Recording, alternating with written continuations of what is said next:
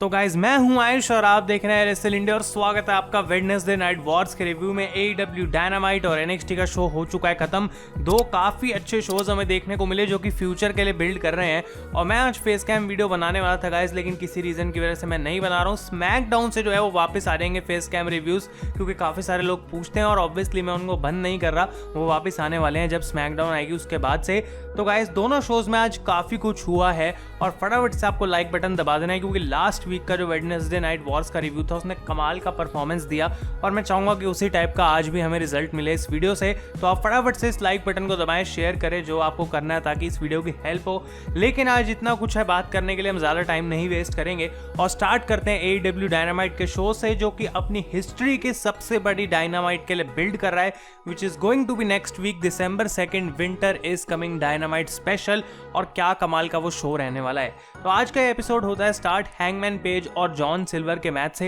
And oh my God what an amazing match. मतलब काफी कमाल का बैक एंड फोर्थ ये मैच था और मैंने पहले भी ये बात बोली है कि जॉन सिल्वर बहुत ही ज्यादा अंडररेटेड हैं और आज भी उन्होंने ये चीज प्रूव कर दी कि उनकी वर्थ बहुत ज्यादा है। और कमाल का रेसलिंग मैच इन दोनों के बीच में हमें देखने को मिला। कई सारी क्लोज मोमेंट्स थी, लेकिन ऑब्वियसली हमें बात पता थी कि हैंगमैन पेज यहाँ पे जीतेंगे, उनका ज्यादा चांस था और बिल्कुल वैसा ही उन्होंने करा, अपना बक शॉट लैरिएट फिनिशर लगा के। मैच के बाद इविल उनो आते हैं और कन्फ्रंट करते हैं हैंगमैन पेज को और वो कहते हैं देखो भाई, यहाँ पे हम तुम्हें अटैक करने के लिए नहीं आए हैं और यहाँ पे मैं तुम्हें ऑफर कर रहा हूँ क्योंकि तुम एक बहुत बढ़िया हमारे लिए प्रॉस्पेक्ट हो, तो क्यों ना तुम डार्क ऑर्डर को ज्वाइन कर लो। और ये चीज बोल के वो वहां से चले जाते हैं और काइंड ऑफ एक ऑफर रख के चले गए हैं टेबल पे और हैंगमैन पेज को एक बार फिर से एक टीम ज्वाइन करने का मौका मिल रहा है। क्या वो करेंगे या फिर नहीं, ये देखना इंटरेस्टिंग रहेगा। इसके बाद केनी ओमेगा का एक बैक स्टेज प्रोमो हमें सुनने को मिलता है और वो कहते हैं जॉन मॉक्सली के लिए कि भाई नेक्स्ट वीक द क्लीनर वापस आने वाला है, the greatest wrestler the world has ever seen. और वो कहते हैं मॉक्सली को कि एक दिन के लिए तुम सिर्फ एक नॉर्मल रेसलिंग मैच लड़ना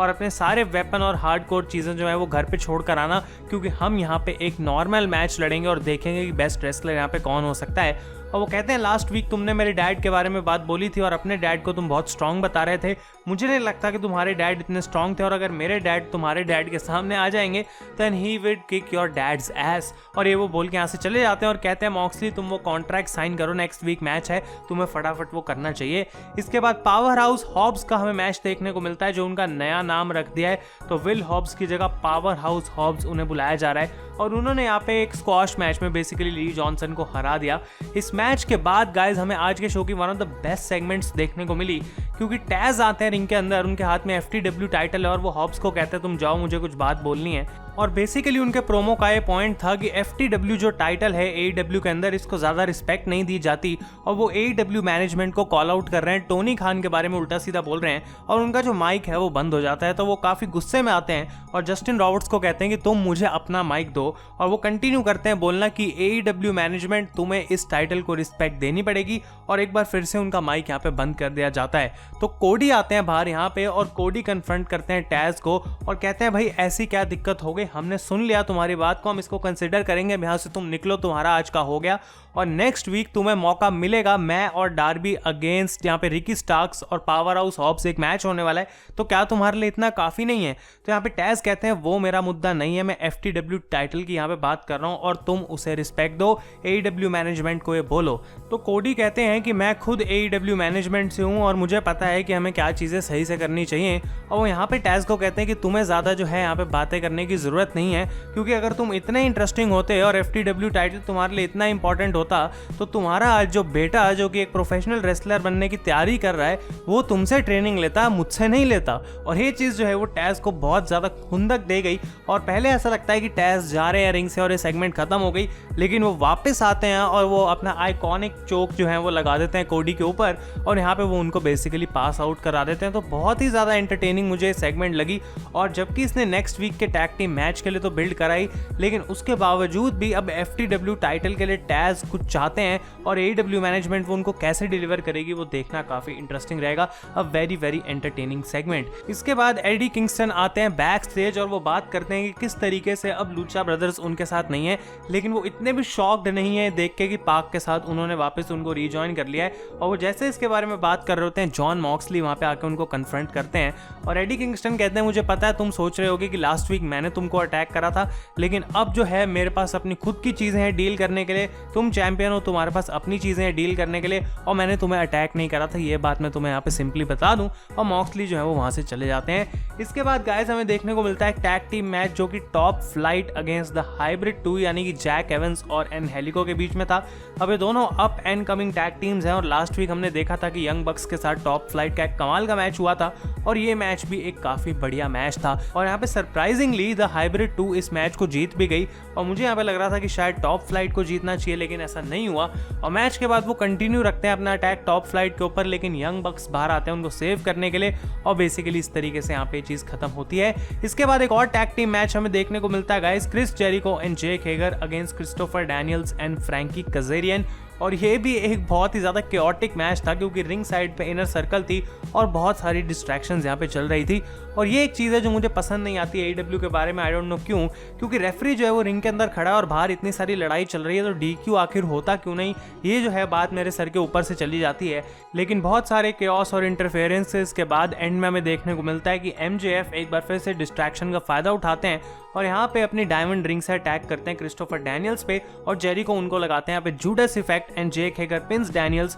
to get the victory for inner circle. तो स्टोरी बेसिकली ये है कि इनर सर्कल बहुत ज़्यादा स्ट्रांग हो गई है एक बार फिर से और वो AEW रोस्टर के अगेंस्ट जा रहे हैं और यहाँ पे इस मैच के टाइम पे हमें देखने को मिलता है कि फ्रैंकी कजेरियन MJF को एक पंच करते हैं और इस बात के लिए वो इतना गुस्सा हो गया इनर सर्कल की जेरिको ने अपने आप को एक मैच में बुक कर दिया नेक्स्ट वीक अगेंस्ट फ्रैंकी कजेरियन जो कि डायनामाइट का एक बड़ा एपिसोड होने वाला है। इसके बाद गाइस हमें AEW वर्ल्ड चैंपियनशिप की कॉन्ट्रैक्ट साइनिंग देखने को मिलती है जो कि लास्ट वीक हो नहीं पाई थी क्योंकि ऑब्वियसली किसी ने जॉन मॉक्सली को अटैक कर दिया था और यहाँ पे हमें देखने को मिलता है कि केनी ओमेगा अपनी एंट्रेंस कर रहे हैं और पीछे से मॉक्सली उनको अटैक करते हैं। अटैक करते करते वो उनको रिंग के अंदर लेके आते हैं और एक पैराडाइम शिफ्ट लगाते हैं टाइटल के ऊपर ही और उसके बाद मॉक्सली माइक लेके कहते हैं ओमेगा को कि मुझे पता है तुम मुझे हरा सकते हो, लेकिन वो करने के लिए तुम्हें उस हद तक जाना पड़ेगा जिस तक मुझे नहीं लगता कि तुम जा पाओगे मेरे अगेंस्ट, और अगर तुम किंग को अटैक करने की कोशिश कर रहे हो तुम पूरी प्रिपरेशन के साथ आना। और वो कहते हैं विन हो या लूज हो या ड्रॉ हो मेरे लिए मुझे फर्क नहीं पड़ता, the winter is coming for you Kenny Omega.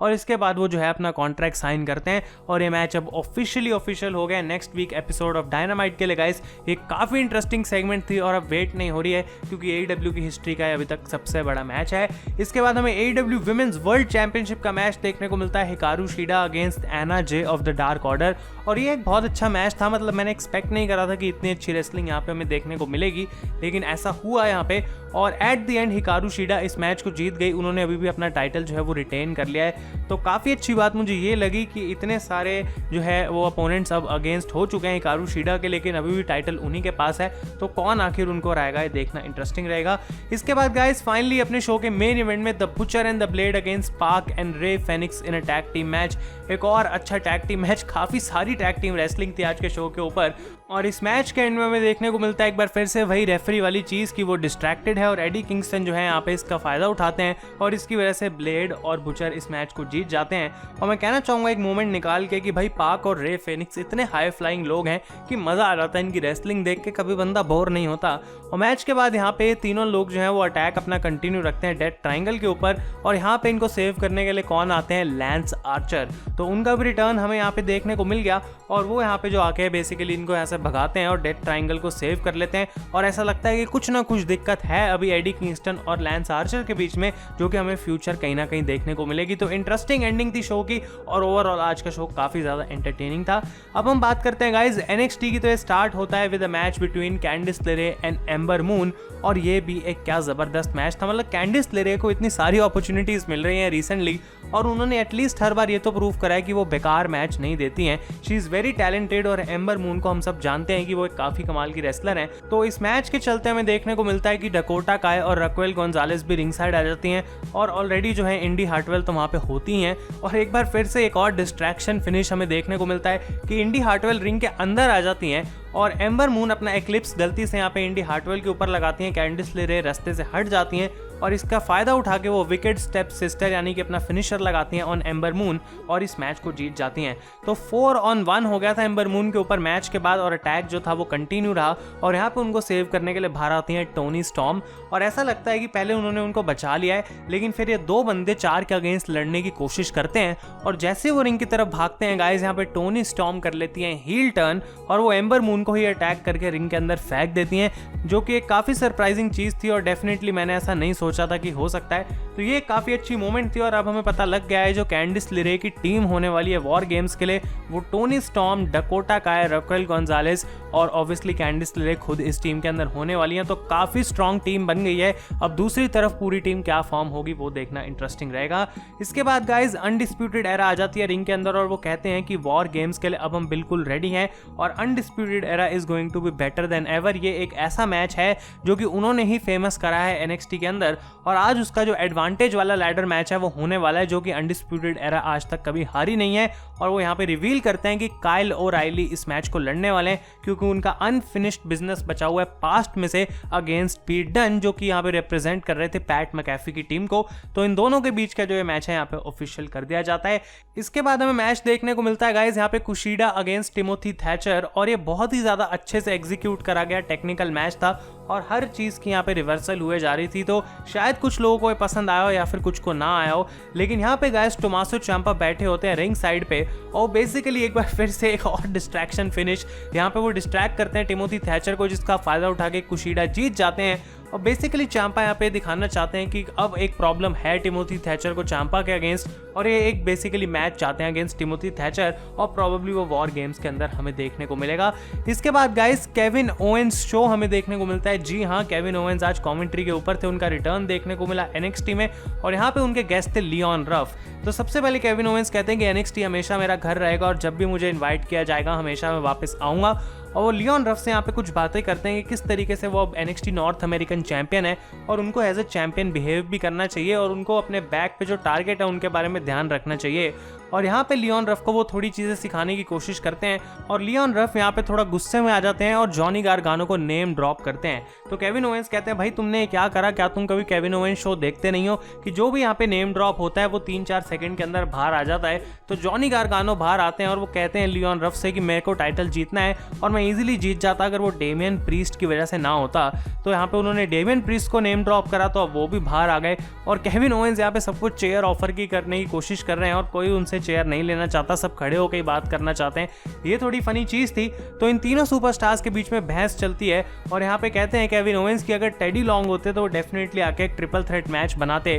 क्या एनएक्सटी के पास ऐसा कुछ है? तो विलियम रीगल आते हैं ऑब्वियसली बाहर और वो वॉर गेम्स के लिए एक ट्रिपल थ्रेट मैच अनाउंस कर देते हैं for the north American championship. अब मैं आप लोगों से पूछना चाहूंगा क्या आपको ये सेगमेंट अच्छी लगी, एंटरटेनिंग लगी या फिर क्रिंजी लगी? क्योंकि मेरे को तो दोनों का थोड़ा थोड़ा मिक्स लगा। ऐसा लग रहा था कि कभी कभी भाई केविन ओवेंस से क्या बोली जा रहे हैं, एक्चुअली में कोई शो चल रहा है, कोई रिहर्सल नहीं है। लेकिन आप लोग अपने ओपिनियंस डेफिनेटली इस पर मुझे बताएं। इसके बाद गाइस कैमरन ग्राइम्स का मैच देखने को मिलता है अगेंस्ट जेक एटलस, जो कि काफी इजीली कैमरन ग्राइम्स यहाँ पे जीत गए हैं। और मैच के बाद डेक्स्टर लूमिस उनको आके यहाँ पे डराते हैं और बेसिकली सारी स्क्रीन्स के ऊपर वो उस मैच की फुटेज प्ले करते हैं जो कि हमें हाउस ऑफ हॉरर्स देखने को मिला था। और उसके बाद वो एक स्ट्रैप फेंकते हैं यहाँ पे कैमरन ग्राइम्स की तरफ, लेकिन ग्राइम्स यहाँ से चले जाते हैं। तो विलियम रीगल ने अनाउंस कर दिया ऑफिशियली कि अब डेक्स्टर लूमिस और कैमरन ग्राइम्स के बीच में एक स्ट्रैप मैच हमें देखने को मिलेगा वॉर गेम्स के अंदर और इसी के लिए यहाँ पे सेगमेंट करी गई थी। इसके बाद गाइस कैंडिस लेरे और उनकी टीम जो है रिया रिप्ली के प्रोमो में आती हैं और बीच में उनको इंटरप्ट करती हैं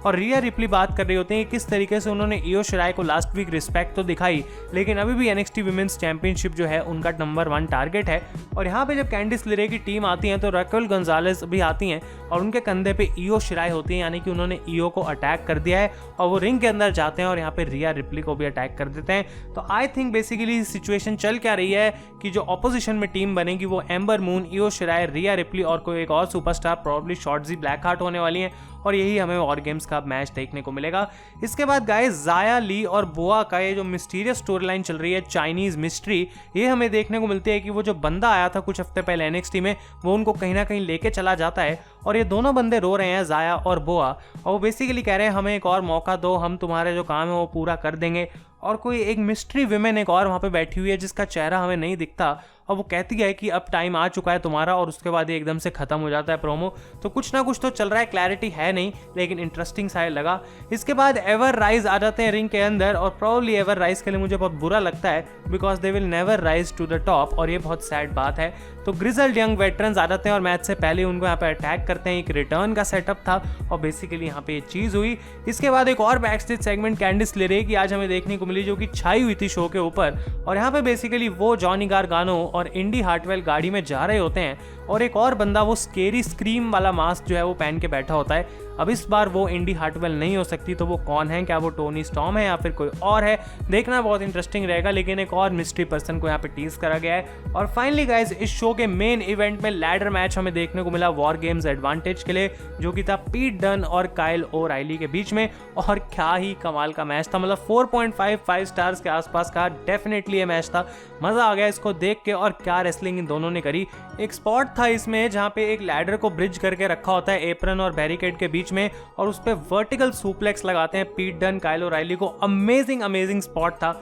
और इसकी एंडिंग हमें फिर से अजीब सी देखने को मिली, क्योंकि एक मास्क्ड बंदा आता है और वो यहाँ पे काइल ओराइली को लैडर से गिरा देता है, जिसका फायदा उठा के पीट डन चढ़ते हैं लैडर पे, और उन्होंने वॉर गेम्स के लिए एडवांटेज जो है वो यहाँ पे जीत लिया है। आई थिंक ये मास्क मैन जो था वो और कोई नहीं बल्कि पैट मैकेफी थे, लेकिन उन्होंने शो में पहले कहा था कि मैं आज मैं NXT में आने नहीं वाला, तो शायद वो एक ऐसा स्वर्व था, एक ट्विस्ट था जो कि उन्होंने दिया, लेकिन हमें पता नहीं लगता कि आखिर है कौन। और ऑब्वियसली अनडिस्प्यूटेड एरा को कोई मेंबर या फिर ओनी लोरकन डैनी बर्च नहीं हो सकते, क्योंकि वो लोग पोडियम पे कहीं ऊपर खड़े हुए थे और वहीं से मैच देख रहे थे। तो interesting finish and a very good match, और इसीलिए मैं कहूंगा कि वॉर गेम्स के लिए जो है वो एक्साइटमेंट रुक नहीं रही है। और जो अगले हफ्ते का डायनामाइट का एपिसोड होने वाला है भाई, वो तो एक एब्सोल्युटली अनमिसेबल शो होगा। तो अगर आपको ये रिव्यू पसंद आया तो लाइक करें। थोड़ी लंबी वीडियो जरूर थी, लेकिन बहुत सारी बातें थी गाइस करने के लिए, तो आपको उम्मीद करता हूँ पसंद आया होगा। Thank you so much for watching. मैं हूँ आयुष और आप देख रहे हैं रेसल इंडिया।